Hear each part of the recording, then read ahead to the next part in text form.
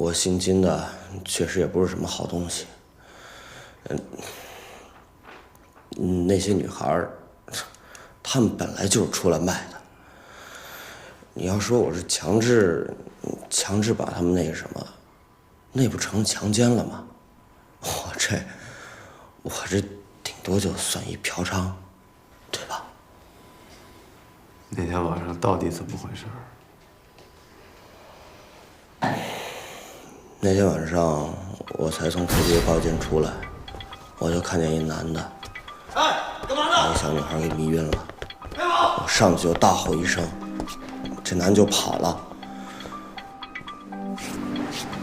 哎，姑娘。他妈真沉！我就把这小女孩往大厅扶，看看谁认识谁就把她带走。服务员呢？我要喝下。这没想到刚走一半，这邢娜从背后咣就是一脚，就干我腰上了。就这样，现在还疼呢。你抽给我看看吧。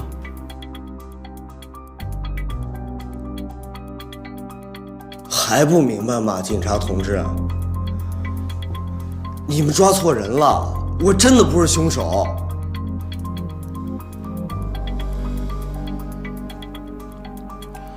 你说这男的长什么样？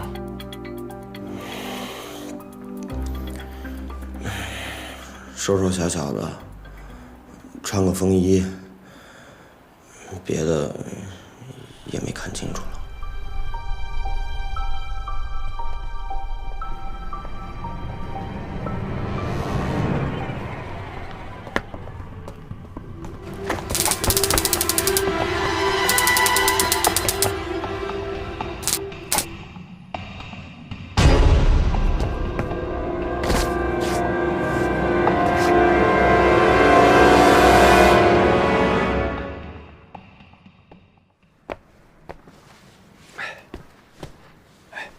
差不多完了啊，人也不是故意的，是不是？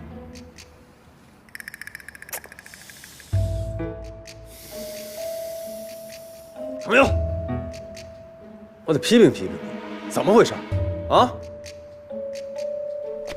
你说你一修电脑的，你大晚上不好好鼓捣你的电脑，你在这装什么失足少女？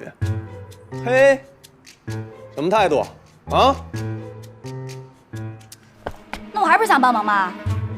帮什么忙啊？啊，就拿这帮忙？那谁让他跟我来着？那谁让你到这儿来的呢？那谁让他撂我电话的？谁让他撂你电？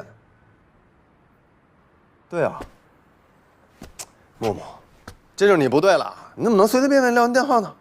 啊？这。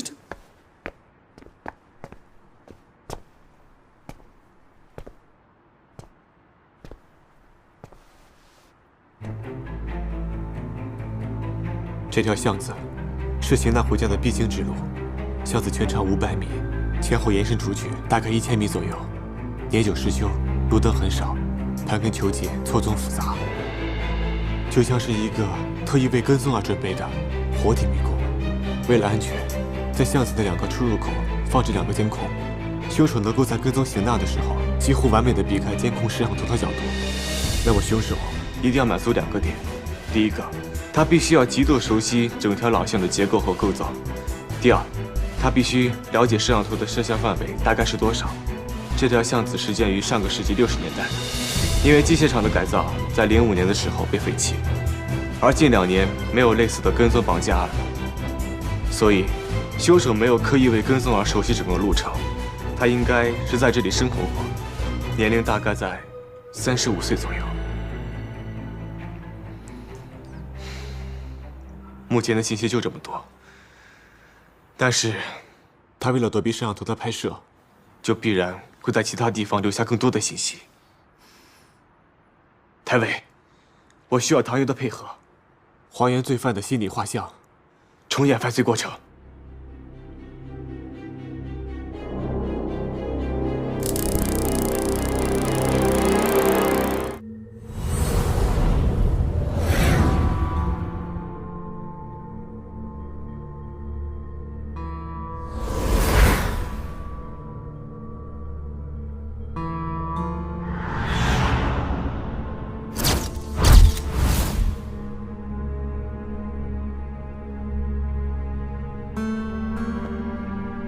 我现在很激动。一个我以为即将消失的猎物，现在终于出现在我面前。这一次，我绝对不会让他再次逃跑。方木，我快看见你了啊！第一个摄像头，对，我知道，摄像头的开角是90度到120度之间，距离我有4米，而我现在只要紧紧地贴这个墙壁走过，就可以完全躲避。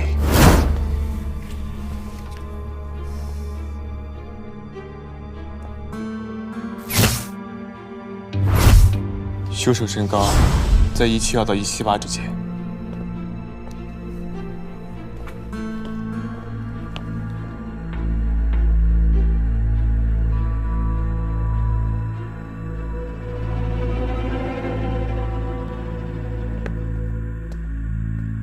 他听见刚才摩擦的声音了，走得比之前更快了一些。他害怕了吗？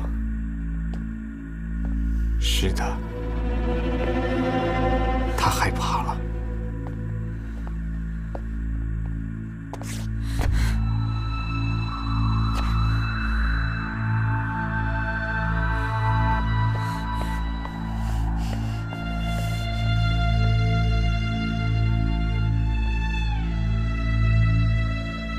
他走了，他走了。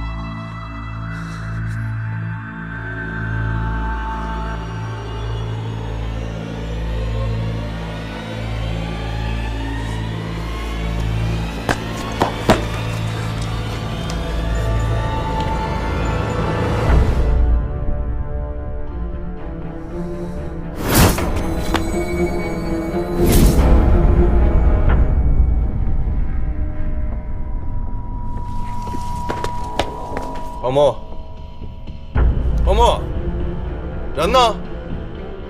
喂，回个话，方木。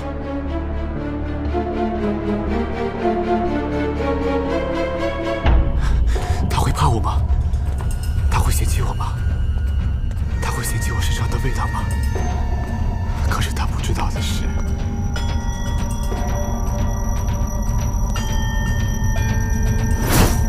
我一直深爱着你。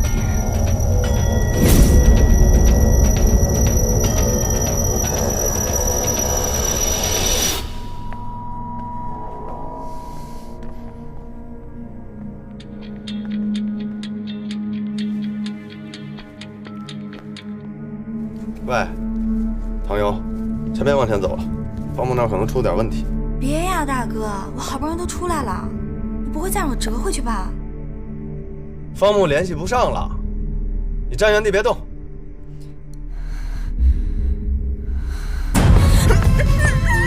唐游，喂，喂，唐游。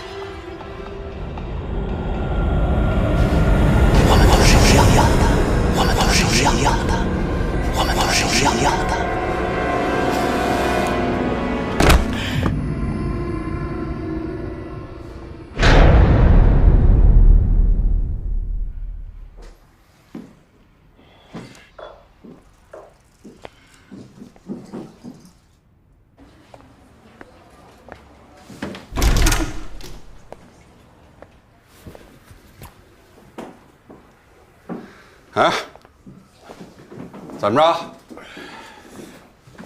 不是说有线索了吗？方木呢？那个头儿，那个昨天晚上那个出了点事儿，方木他给晕过去了。晕过去了？对，是，那个医生说那个他精神上受到了巨大的刺激，是那个暂时性的昏迷。暂时性的昏迷，多长时间？多长时间这我也不知道。不过他身子以前就弱，我跟您保证啊，我们已经发现了这个凶。干嘛呢？说好话，打掩护，还身体弱，身体弱当什么警察？哎，我跟你说啊，一个警察他要是身子弱，那他的心理一定比普通人更强大。他是我的师弟，我比你了解他。啊，